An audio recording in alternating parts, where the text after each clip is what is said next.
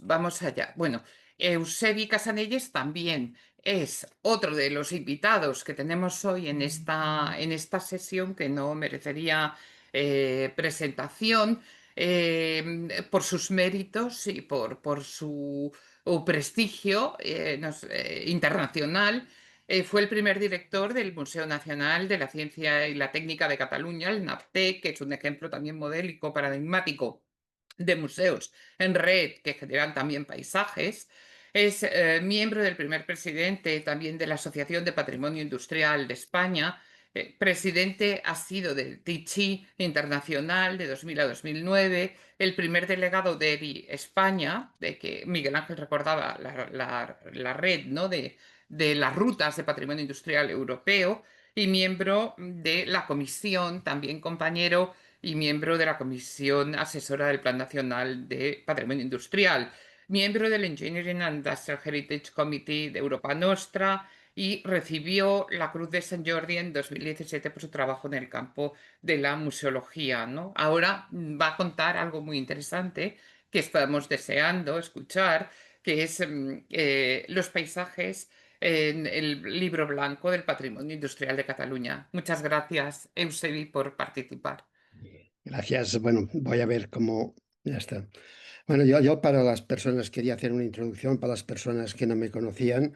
De alguna manera, yo a principios de los años 80, bueno, de hecho fue en los años 70 en la Asociación de Ingenieros Industriales propuse hacer un museo de la ciencia y la técnica similar a los que existían en Europa.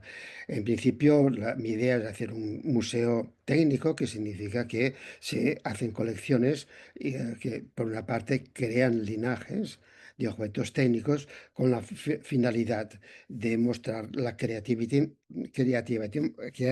humana y también para adquirir juguetes técnicos de objetos primero diseñados, fabricados y utilizados, después en este caso yo siempre digo el hispano-suiza, los fabricados como es la SEAT y los utilizados en el país, que pueden ser pues los que habían antes del 70, como por ejemplo mi padre tenía un Citroën Stromberg, ¿no? Estos tipos. Y después enseguida cuando empecé, me enteré de que había habido en el 81 una, un congreso del Tiki y,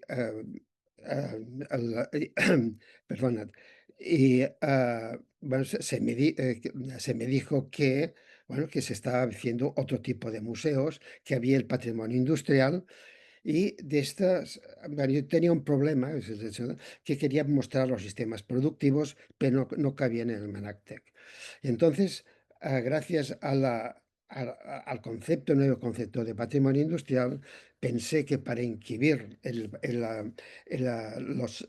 estos sistemas de productivos había de crear museos donde habían existido los diferentes centros productivos de los diferentes sectores y, ah, por lo tanto, sí, el trabajo entonces de sensibilización, porque nadie sabía lo que era, más hablábamos de arqueología industrial y nadie entendía una cosa que era el pasado, con objetos que queríamos preservar del presente, era como un oxímoron, ¿no? Y entonces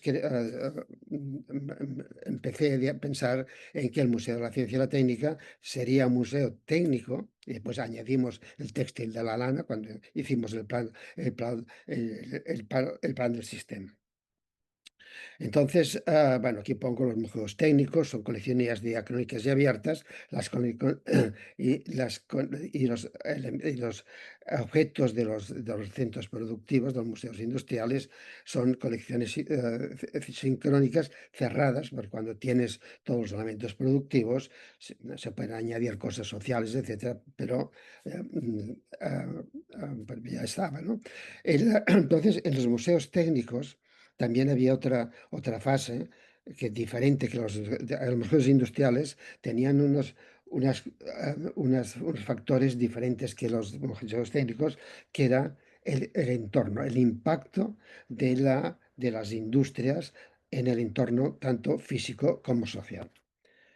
Bueno, en total, hicimos actualmente esta red que llamo sistema, porque de alguna manera un sistema que estuviera engranado en, el engranaje eran los programas interseccionales, como podían ser, pues como veis, los logotipos, quería, también la parte de educación, la conservación, etcétera. Algunas cosas se realizaron y otras no. Aquí veis un poco las, diversos sitios. Casi cada uno, yo esto lo dije desde un principio, solo tenía que haber un museo de cada uno de los sectores. Lo único que en el campo de las colonias industriales, que hay textiles, que hay unas 70 en Cataluña, lo que pasa que tuvimos la principal, ahí, que es la de la colonia Vidal, que estuve como presidente durante unos años cuando me jubilé, y después la colonia Sedó, que lo principal era la salvaguardia in situ de una gran turbina que se había realizado en Gerona, ¿no? Y, pero vaya, también en la colonia Sedó hacemos visitas y se explica todos los procesos industriales, pero no hay toda la maquinaria como en la colonia Vida. Y lo otro era, el otro repetido, digamos, era el Museo del Ferrocarril, que hay el Museo de Vilanova y la Geltrú, que es un museo muy bonito dentro de una rotonda, que dentro de los talleres de Renfe, y después se ha añadido otro en Tarragona, en otros talleres, pero ya no era tipo al lado de una estación, pero que ha desarrollado un gran dinamismo sobre la restauración de maquinarias. Renfe restauran un poco sobre todo máquinas de vapor de diversos sitios. Bueno, entonces, yo aparte, cuando empecé a trabajar en patrimonio industrial, tanto a nivel internacional, lo que vi que el patrimonio industrial no tenía un respaldo de una autoridad académica. No habían departamentos de patrimonio industrial en las universidades. En cambio, en los otros sectores de patrimonio industrial, tanto si es el arqueológico, como el etnológico, como el artístico en sus diversas etapas, tenían un mundo académico que les podía asesorar y que les podía, digamos, ayudar. Y por este motivo, lo que hice es crear una junta formada por unos 12 profesores de diferentes temáticas, pues había geógrafos, ingenieros, arquitectos, que era se constituyó como la Junta, ¿no? Es decir, que esto no me ha salido muy bien porque antes se había de hacer bueno, que voy a decir ahora, que era saber lo que había. También estaba muy cuando empezamos, veía como muchos lugares productivos de todo tipo algunos se iban destruyendo, y pongo como ejemplo pues el último, que es la estación de San Feliu del Llobregat de 1852, junto con la de Molins de Rei. Era la más antigua de Cataluña y casi de España, pero en Valencia hay una estación, esta está en servicio, aquella no, que es un poco anterior. Y esto, bueno, se hizo hace 2 años. Adif ya había que hizo los planos de soterramiento de la vía, que era muy necesaria, porque Esplugas está justo al lado de Barcelona. Pero la última vez, digamos, los arquitectos dijeron que era una cosa banal. Y esta parte histórica dijeron: "No, es una cosa única, ¿no?". En otra parte, ya respecto a Tarrasa, había una fábrica que era la Galí, y en esta fábrica hubo una cosa inusual. En 1845 hubo la primera huelga, pero no era huelga de dinero, era la huelga que los trabajadores, que en principio la evolución del textil es que los trabajadores trabajaban en su casa y lo vendían a los que se llaman industriales, que era sin industria, y estos vendían las telas afuera. Después obligaron a los tejedores de coger su telar, ponerse dentro de las fábricas y después le dijeron, pusieron la disciplina. Y en cuanto a los trabajadores, un momento que voy a mi casa, dijo, no, durante estas no sé cuántas 10 o 12 horas que estaban trabajando, no se podían mover de la ciudad, ¿no? Digo, hombre, esto es un testimonio y la respuesta dice, es que nosotros esto no lo sabíamos.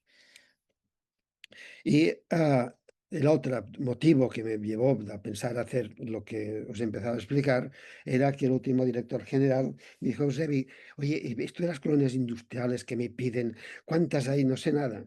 Y claro, el único sector que sabían lo que existía era de las colonias industriales muy bien muy bien estudiadas por Rosa Serra y por otras personas.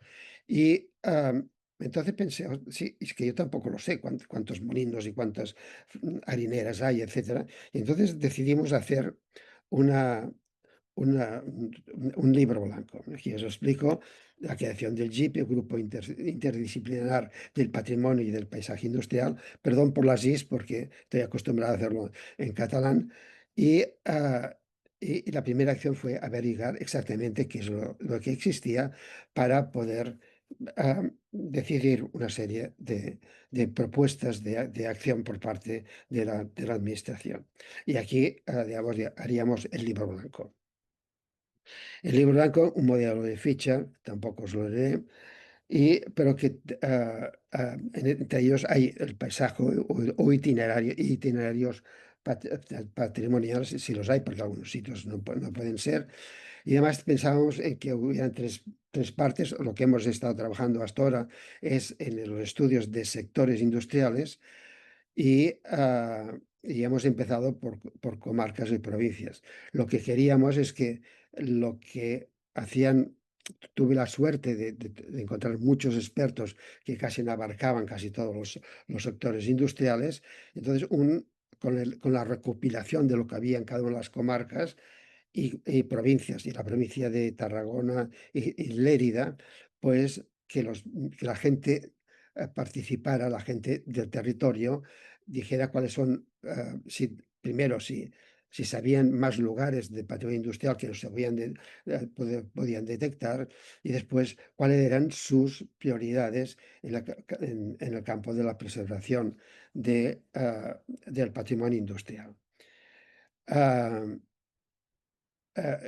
entonces, al final lo que queríamos es identificar todas las necesidades de actuación, estableciendo unas prioridades tanto en los sectores como en la parte de los territorios.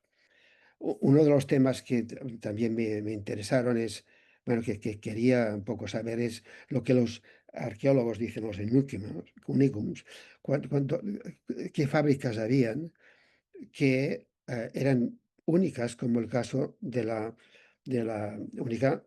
como caso con la estación de San Feliu de Guíxols. En el caso había otra, pero una o dos es igual, o que eran muy singulares. Uno, por ejemplo, es la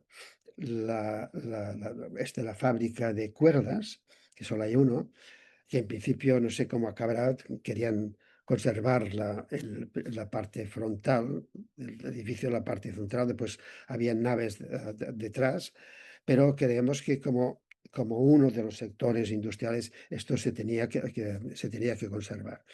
Otro es el horno de energía de cal hidráulica de San Martín de Centelles. Estos hornos funcionaban como los altos hornos con capas de carbón y de cal, y también producían a veces cemento natural. Y este es el edificio. Hemos encontrado cuatro o cinco. Por esto es el edificio mejor conservado. Este está en Aiguafreda. Yo durante la juventud estuve veraneando aquí en Aiguafreda. Aquí al lado había una piscina, aquí aparcaban los coches y además había una gran chimenea que supongo que cayó o la destruyeron. Y por el último, por ejemplo, en la cuestión de las cerradoras, nosotros ya habíamos que nadie la había conservado. Nosotros ya conservamos una serradora en Àneu, después en Aro, por ejemplo, entonces el Ecomuseo de Àneu también restauró la suya y después otra en Andorra, pero en este momento hemos visto las que aún quedan, las que quedan con los con las malas máquinas, que gran parte son de madera, pero en cambio esta queríamos considerar como mínimo una de las dos o tres que existen de esta estructura de madera. Ah, entonces, el libro blanco no es un libro, digamos, como de divulgación, lo que va dirigido es a dos mundos. Primero, el mundo de la gente que decide, tanto políticos y técnicos, para que sepan lo que existen y saber también, queríamos llegar a ver, saber, digamos, la situación de cada uno de ellos, digamos, la situación que estaba y los posibles valores y si era posible, digamos, poderlas recuperar. Esto por una parte y por otro, los estudiosos de lugares concretos, de harineras, sí, para que tuvieran un marco a nivel de Cataluña para poder desarrollar, poder ubicar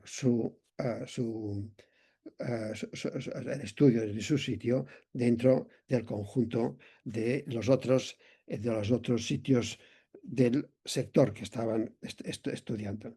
Esto es ah, una fotografía ¿cómo se llama? Perdón, bueno, de la zona de Renania, o sea, una gran zona minera. Digo, he puesto esta porque en esta disertación no hablaré de minas, porque ya se ha hablado muchas, y además en España tenemos, yo creo, si no es el mejor, uno de los mejores paisajes mineros que es Río Tinto. Ah, yo creo que muy difícil de igualarlo. Y lo que no entiendo es cómo, por la cualidad del paisaje, por la cualidad, no sé, del río Tinto, los edificios, por el poblado inglés, por el mismo poblado cuando se rehizo, ya se rehizo, con la estructura, digamos, industrial cuadriculada, todo esto, y naturalmente, por la historia desde antes de los romanos y la importancia del cobre de Río Tinto, ¿no?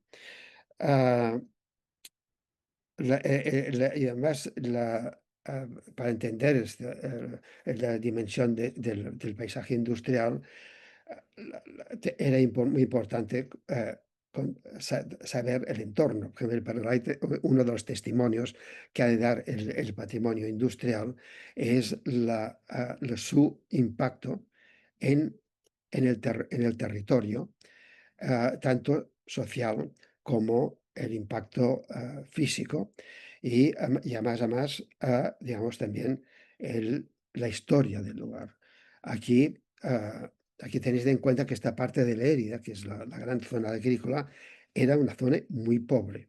Esto esto me lo, dijo me lo resaltó un ingeniero de Madrid que vino a un congreso que hicimos sobre el mundo de los canales y la discusión de los canales que se estaban realizando, y me dijo esta parte. Yo vine aquí y lo que más me extrañó, que esta parte, que era la más rica, las casas no tenían ningún valor, eran muy comunes, y en cambio las de las montañas que tenían olivos eran donde habían las grandes casonas, o digamos, bien construidas de piedra, y dijo, "No, claro, es que esto era muy pobre". Y hay unos relatos de que todo esto, cuando no era de regadío, era una zona que era muy pobre, dedicada a los cereales, y en algunos casos había una gran miseria. Por otra parte, para construcción de este canal, ah, que tiene no me acuerdo, 30 o 100, bueno, es muy largo.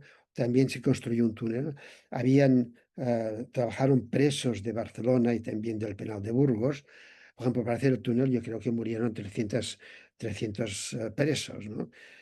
Digamos que hubo la malaria, es decir, hay toda una historia, digamos, que aquí, digamos, hay un impacto físico por el hecho de que pase el canal, convertirse una zona agrícola, un cambio completamente social, porque vinieron otras personas que pudieron y se están ganando muy bien la vida, y pues hay esta historia social del lugar. En principio, estas son, del libro blanco, todas los sectores industriales que se desarrollaron en Cataluña. Hay unos 30.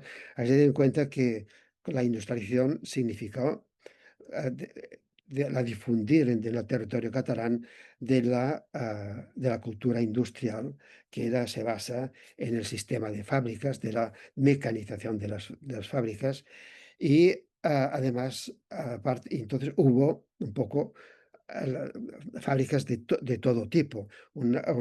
Un periodista madrileño dijo que era la fábrica de España. Pero además hubo, como ahora os iré explicando, hubo muchas especializaciones ah, por comarcas. Por ejemplo, el papel estaba en Capellades y también en Gerona, pero Capellades es más importante y había una otra parte en Tarragona, la piel en Igualada, la suela de zapato, y producían, por ejemplo, Igualada producía casi, según dicen, porque siempre se dice un poco lo mismo, el 80% de las suelas de zapato que se enviaban principalmente a Valencia. Entonces, nosotros lo que queremos dentro de este plan, de este libro blanco, es saber qué posibles lugares del patrimonio industrial pueden ser, pueden tener también. Se puede considerar que al entorno de estos lugares pues se puede considerar un paisaje.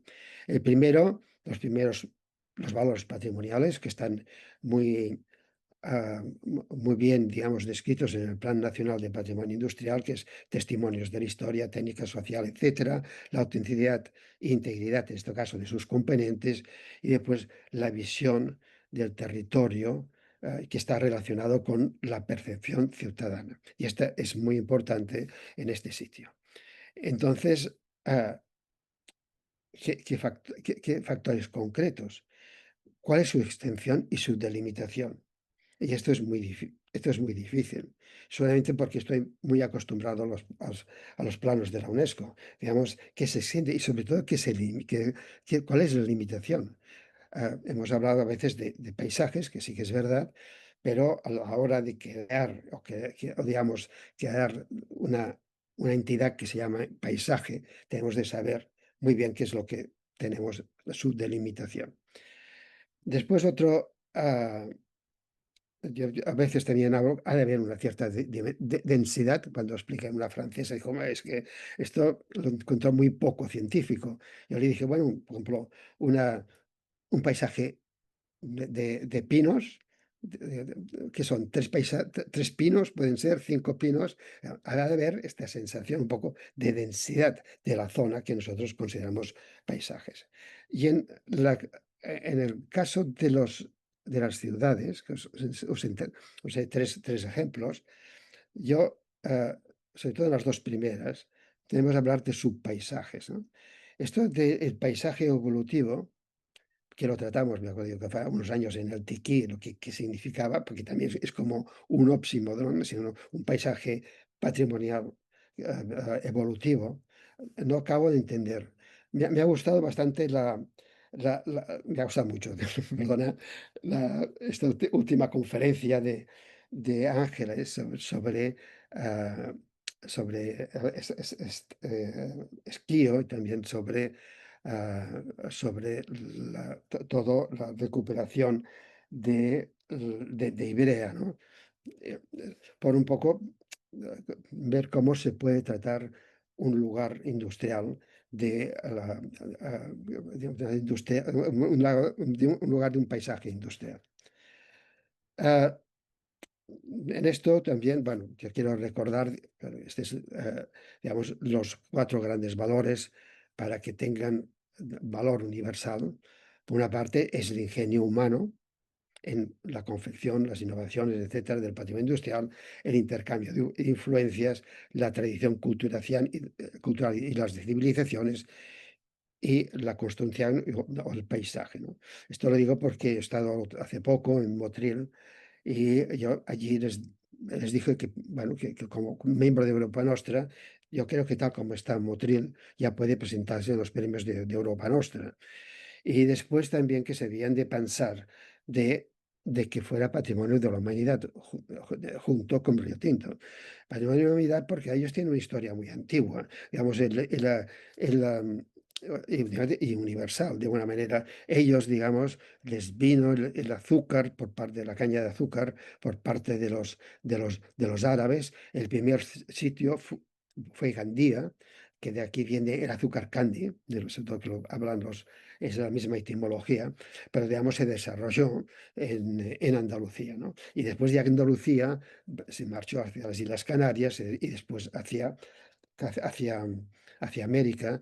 Yo una vez hablé con la con ICOMOS sobre las azucareras que quedaban en Jamaica, que fueron los primeros sitios que llegó el azúcar, pero me dijeron no te pongas porque aquel país es terrible y no se puede conservar casi nada, pero digamos, sí que bueno, se expandió por toda América. Ah, Aquí he puesto el paisaje, supongo que ya os lo han hablado, el Tongariro National Park, que fue uno de los primeros, fue el primer lugar que se declaró como paisaje, y también, aparte del paisaje, que es la gente que ha visitado es muy interesante, pone que la relación humana también con el lugar también era muy buena, y la única fotografía que he visto es de estos indígenas, digamos, vestidos como tales, muy parecidos a los que hay en Hawái. No sé si es un grupo que va yendo entre isla a isla, pero bueno, quería también presenciar que aquí se había ah, incorporado la presencia humana. Entonces, os quería hacer sobre en los límites de los paisajes. Esto es el bassin minier, no sé, no sé cómo decir, de Nord-Pas-de-Calais, que era es un conjunto, es aquí en Francia de 120 kilómetros. Lo veréis en la parte derecha, digamos, esta cuenca, sí, perdón, esta cuenca minera se alarga por Bélgica, donde hay también muchos sitios muy interesantes de industrialización. Y cuando yo estaba, entonces yo participaba en las reuniones de ICOMEN para decidir cuáles lugares se quedaban o no se quedaban. Y entonces allí un poco el presidente, que era alemán, quedó un poco horrorizado de lo que estaban presentando, diciendo esto es imposible de gestionar, cómo se puede digamos, hacer unas áreas tan grandes, digamos, de patrimonio industrial con el conjunto de las buffers zones, las áreas bueno, entonces, que son aquí. Entonces, yo creo que era toda una banda que iba desde la parte de una punta casi a la otra, que era toda una parte muy ancha, que era declarada patrimonio industrial, que era paisaje industrial. Y de alguna manera, si veis los puntos rojos, son los sitios donde lo que es en rojo, lo que es patrimonio industrial, y lo que está en amarillo es la zona de amortiguamiento, ¿no? Os enseño un mapa que se ve más lo que se ha declarado, por fin se declaró, porque yo ya no estaba como presidente, de la área de patrimonio industrial. Pero fijaros, sí, en total tienen 1.800 sitios, 4.000 hectáreas, 87 pueblos, 117 mineros, 21 castellete, etcétera. Kilómetros de ferrocarriles, de estaciones, 100 profesiones de viviendas, 26 edificios religiosos, etcétera, ¿no? Y bueno, todo esto es muy difícil, digamos, poderlo. Bueno, es un reto muy grande que tiene el Estado francés y están trabajando de cara a su reutilización.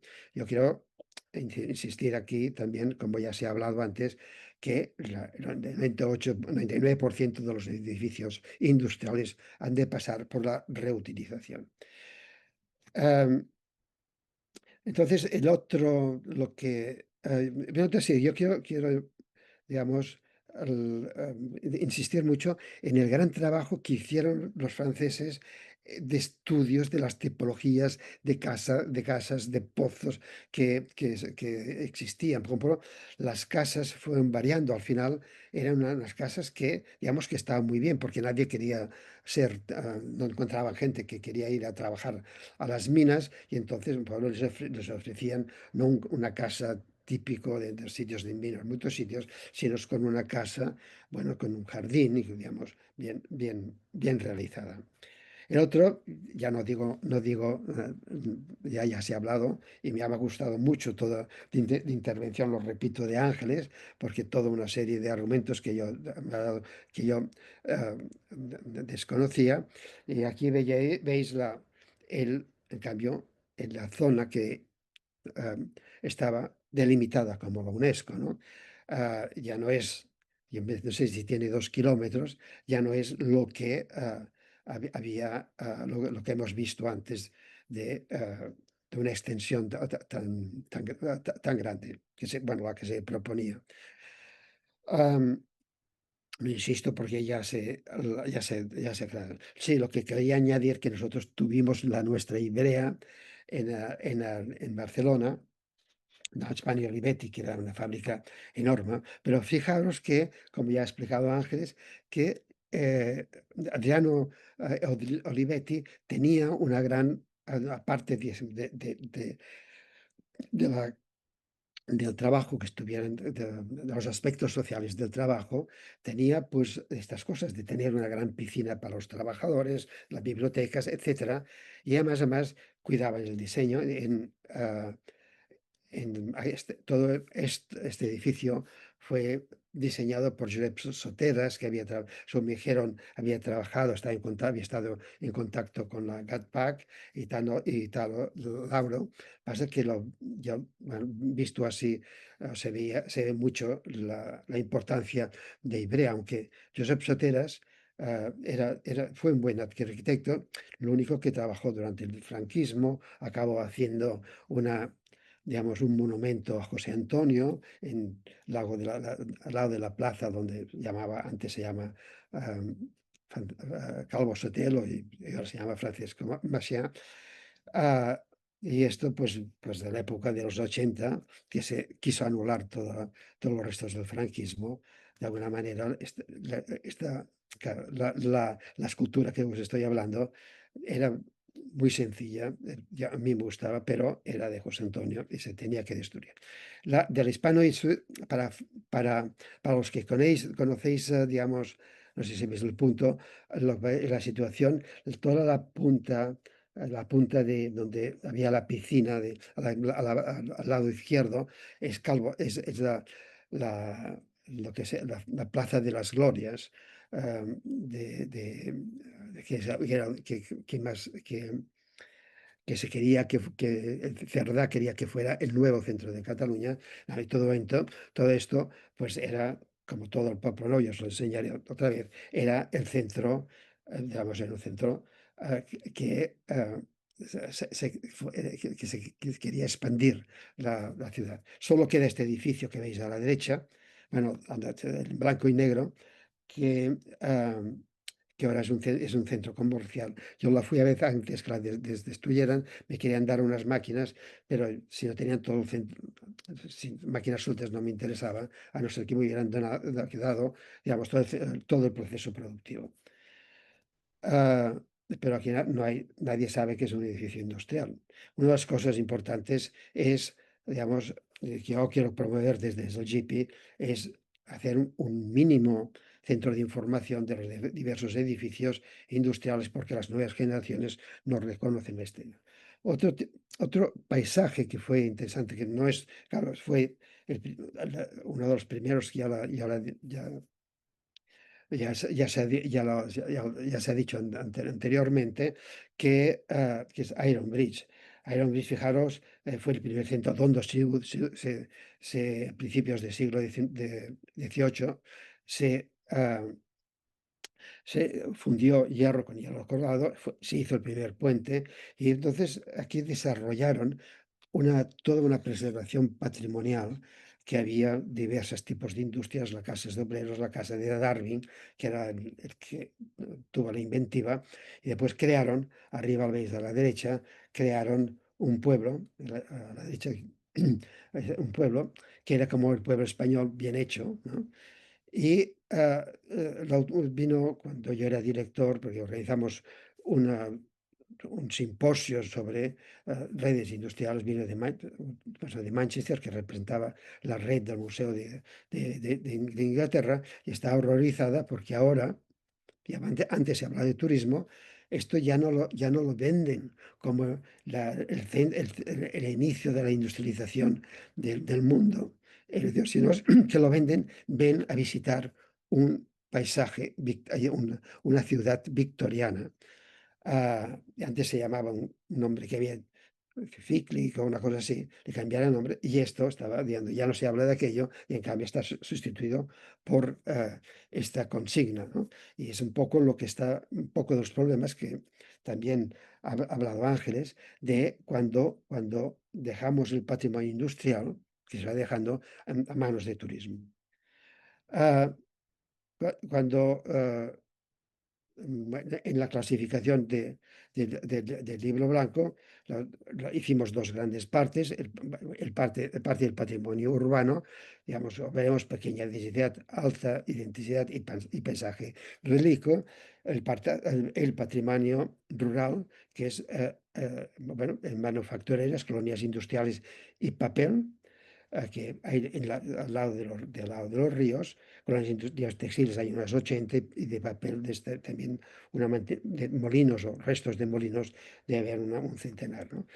Y el patrimonio minero, que ya no hablaré, y el patrimonio eléctrico y agroalimentario. Aquí vuelvo también uno de los elementos del World Heritage, de los paisajes de la UNESCO, que también sirve para catalogar lo que debemos hacer. Bueno, la primera os hago paisajes urbanos en este textil de algodón. Os recomiendo que veáis, si vais a América, si vais a Boston, veáis las Mill Girls. Se dice Mill Girls porque iban a trabajar las hijas de los agricultores hasta 18 o 19 años cuando se casaban. Y estas mujeres dejaron una gran cantidad de diarios y además, como era, bueno, como siempre un poco ha sido, eran muy culturales y esto se convirtió en un centro cultural. Acabó con la llegada después de la crisis de la patata de Irlanda, vinieron los irlandeses, personas muy crudas, digamos, de alguna manera, digamos que todo esto acabó, pero los americanos, como no saben cómo, digamos, proteger el territorio, lo declararon una, digamos, un parque, porque tenían la figura de parque natural y esto era un parque, lo hicieron como un parque urbano. Como anécdota, y esto, estoy muy en contacto con Henry Clare, que fue en los años 90 el secretario de ICOMOS, me explicó que como que en América querían hacer un pueblo que estaba muy bien conservado, que lo querían decir que fuera patrimonio de la humanidad. Digo, muy bien, menos parece que puede ser. Entonces, cuando dijeron, bueno, las normas de construcción no se pueden quedar, digo, no, esto no, porque esto es privado y cada uno puede hacer lo que quiera. Entonces, lo que pretendían que se hicieran solo las calles, ¿no? Esto como un poco como anécdota, ¿no? Eh, lo que sí que quiero insistir, ¿no? Porque se ha hablado un poco, que el patrimonio cultural dentro de un territorio es la cuarta dimensión del paisaje. eh, un paisaje digamos, sin patrimonio, sin elementos culturales, es un paisaje, digamos, que no tiene profundidad de tiempo. Si vas al Pirineo, un bosque del Pirineo, no detecta, a no sé que seas un biólogo que diga sí, esto hubo un cambio en tal sitio, pero en principio un bosque de abetos y de pinos no tiene una cambio el patrimonio. El patrimonio es lo que da la dimensión del tiempo. Y entonces nosotros se ha de ver qué capas de este que se llama, bueno, como ya también supongo que ya se ha hablado del manifiesto, qué capas queremos temporales queremos conservar.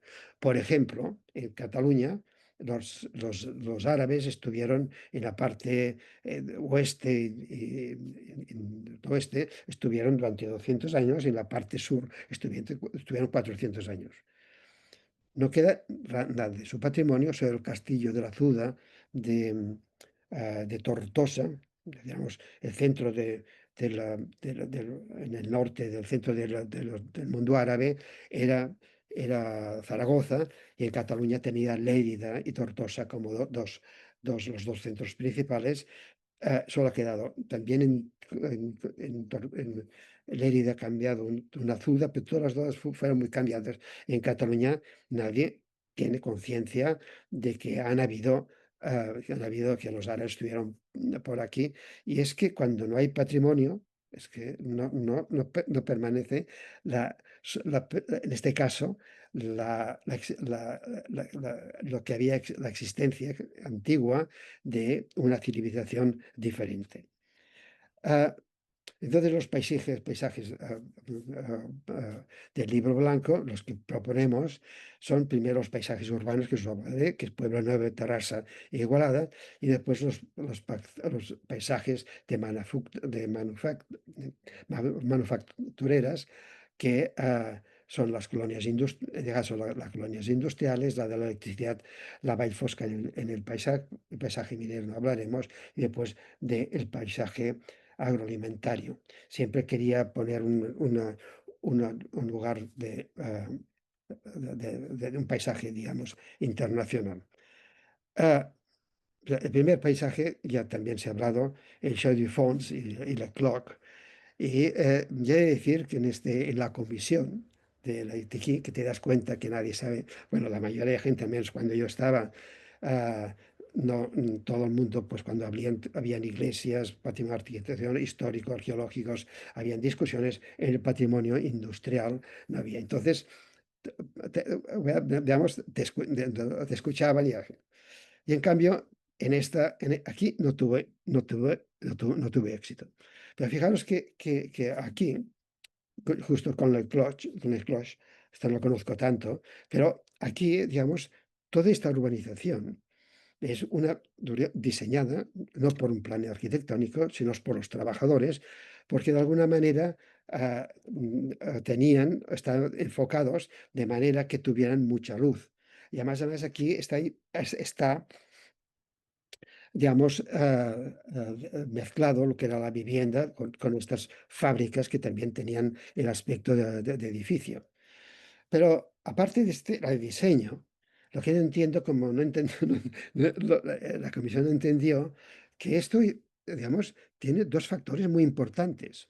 Uno, que, no sé, que a través de las fábricas de Suiza, que eran la más importante del mundo antes de los japoneses, digamos, los suizos nos hicieron, digamos, sincronizar a todo el mundo con el reloj, digamos, en la pulsera, y ahora muchas veces es sustituido por el móvil, pero se sincronizó menos en minutos, digamos, las horas variaban, pero sincronizar del mundo.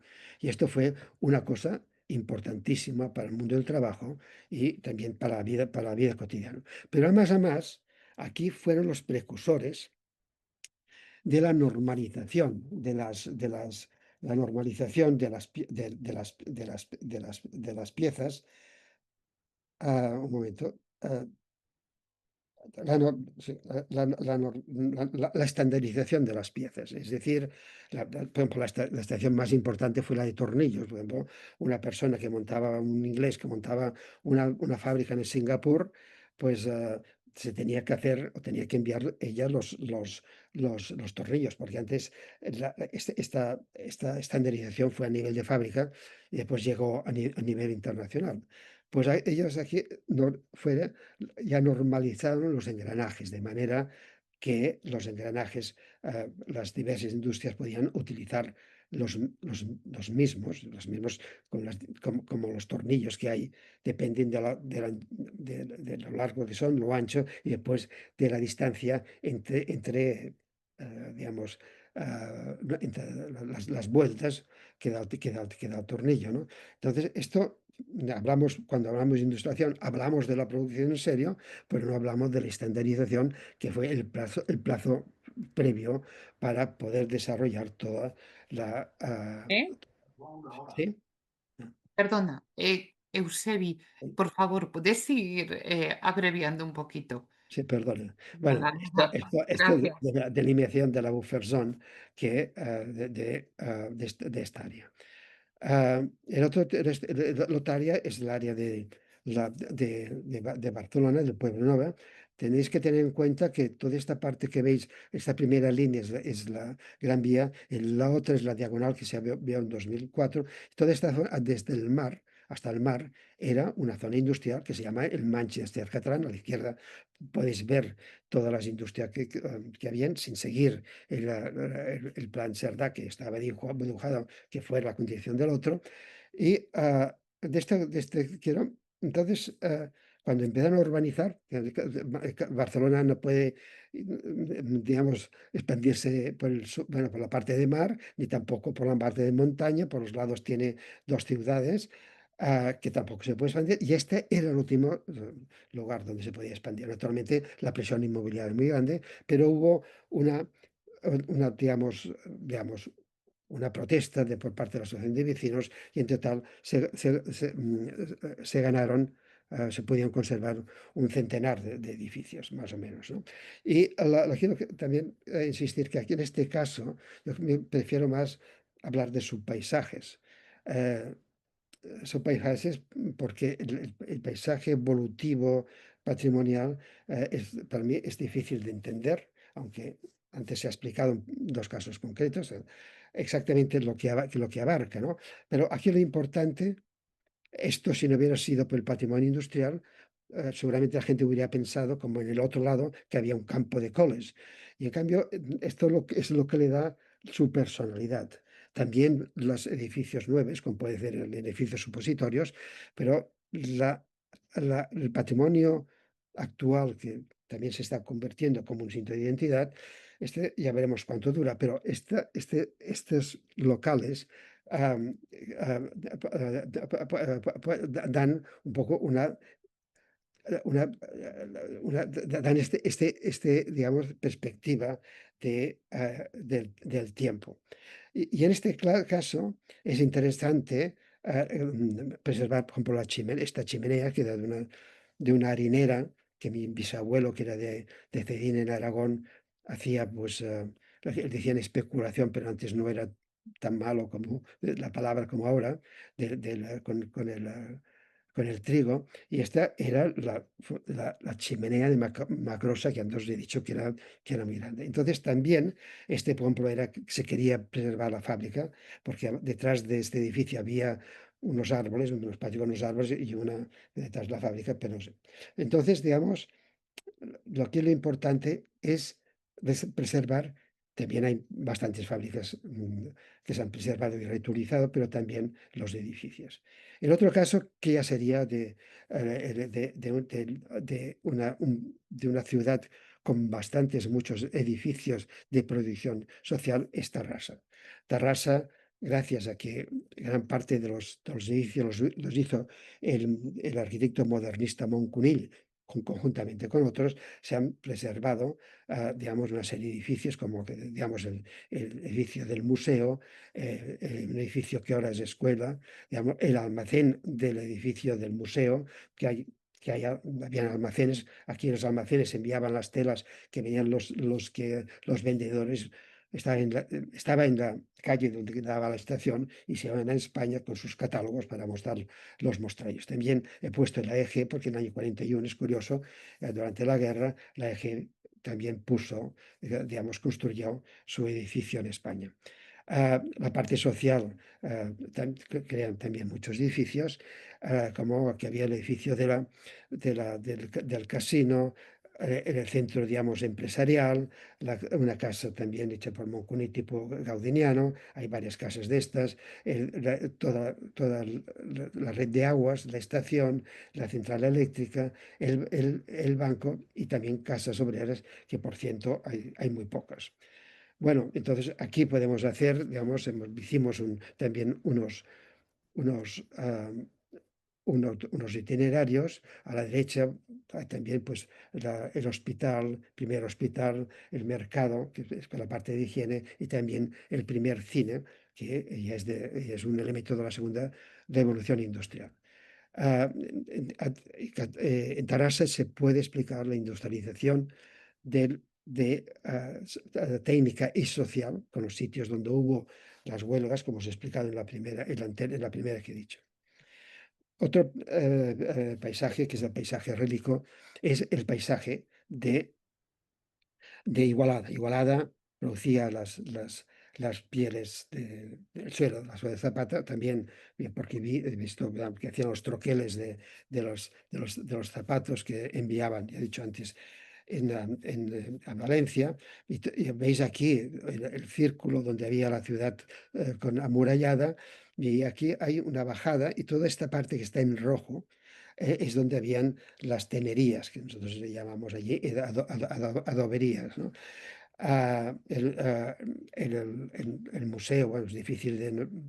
está, digamos, está aquí, el Museo de la Piel con la tenería, ¿no? Y entonces esto es un barrio también un poco caótico, más hacía antes mucho olor de todas las pieles y todo, y hace una década el ayuntamiento pidió a los arquitectos que hicieran un plan que naturalmente destrozaban haciendo una avenida, seguramente muy bonito, pero la ciudad hubo completamente una protesta general. El alcalde, digamos, cuando llegaron de las elecciones la perdió, ya nunca más, el otro día lo pregunto, nadie se ha atrevido a tocar toda esta zona. Ha habido, por lo tanto, ahora digo, será por siempre una zona relicua, entonces también sus itinerarios. El parte principal es el REC, que va por la línea amarilla de abajo, que era de donde veis abajo como las diferentes tenerías cogían aquí, pues no sé, debe haber unos 50 o 60 tenerías que hacían suela de zapato. ¿Y qué es lo que ha salvado y que hace muy difícil su cambio? Es que un conjunto de personas hicieron una gran digamos, una gran feria de retail, ¿no? Que, bueno, trae miles de personas. Igualada, aparte de esta especialización, también se especializó junto con Mataró en el género punto. Y había pues ya toda una tradición de ir a Igualada, sobre todo desde las mujeres, de todo lo que era género de punto, que era, digamos, toda la ropa interior y jerseys, ¿no? Y las grandes empresas. Bueno, y digo, yo en esto, sin darme cuenta, y vi que son todas mujeres, y a la derecha abajo veis una pareja que el hombre hace dos funciones vitales en una pareja, que es hacer de taxista y después de llevar bultos, ¿no? Y bueno, también otra parte internacional, os recomiendo que si vais por Manchester, parte del museo, veáis Ancoats, que fue una zona muy industrial, principal, del algodón de Manchester, y después que quedó en el desuso y tal, y esto se protegió con la asociación, y verdaderamente veis aquí algunas imágenes. Si ponéis Ancoats os saldrá este dibujo de la izquierda, y además os podéis a pasear por las calles y ver bueno, cómo está, digamos, reutilizados sus edificios, y como me dijo el presidente de ICOMOS, una vez que nos invitaron en China, pues yo digo, no he podido ir la muralla china, y me dice, bueno, si te estás mucho rato en la fotografía, al final de los tiempos no sabrás si has estado o no. Y esto os lo digo a vosotros, si os vais, estáis 3 cuartos de hora mirando estas calles, el futuro, ya no sabéis si habéis estado o no, digamos, pero yo creo, bueno, es una manera barata más de conocer una ciudad industrial. Había puesto también el Plan Cerdá, si vosotros lo conocéis, de alguna manera tiene 3 volúmenes y casi todos son estadísticas de cómo vive la gente, la pobreza. Vio que en el casco antiguo de Barcelona, entonces lo que hizo es crear una ciudad grande, con grandes espacios verdes, que muchas, claro, las, las islas de casas, pues los bloques de casas ya se tapiaron todas, y él, este concepto de la ciudad industrial, cortó las esquinas porque él preveía que dentro de poco la gente, los carros, en vez de tirados por caballos, irían tirados por máquinas de vapor. Esto lo decía en 58, cuando el motor de explosión, que fue el que, digamos, promocionó el automóvil, era en los años 70. Respecto al paisaje rural, el paisaje rural, que quería empezar por la parte de la electricidad. La electricidad lo encontramos con estos criterios de densidad, de delimitación, dos paisajes rurales. Este de Cabdella, que fue, yo creo, si no es la primera medicina central de corriente alterna, que alimentó a Cataluña, que pudo hacer la segunda revolución industrial. Y aquí veis una perspectiva como en el nacimiento del principio del río Flamigell, en este caso, se pusieron una serie de centrales, y son estas series de centrales junto otra que está un poco más abajo, pero no está dentro de este Flamigell, ya está en el Segre, que, iluminaron Cataluña. Esto es mucho, aquí en principio, como veis, a la izquierda del mar, pero es mucho más lejos. Entonces, aquí lo que... Perdón, Eusebi, disculpe, pero es que tenemos que ir terminando, De acuerdo, pues, que vamos con lo bastante que quería... retraso, lo De acuerdo, siento. pues nada más, ¿eh? Pues con esto acabo, y perdón, sí, aquí sería la delimitación de lo que es el paisaje industrial, que son los lagos que los tuvieron que perforar, hacer agujeros por detrás, poner explosiones. De aquí vinieron mucha gente del sur que no habían visto nunca nieve. Entonces fue una situación bastante penible, ¿no? Arriba, de la parte superior, pues bueno, hay dos centrales más, y al final hay una fábrica que conserva la única rueda industrial de Cataluña, que ahora la han musealizado. Este sería el, el- el- el- el patrimonio industrial, digamos, en la delimitación de un patrimonio industrial. Pues lo siento, pero otro día puedo continuar, y muchas gracias por haberme llamado.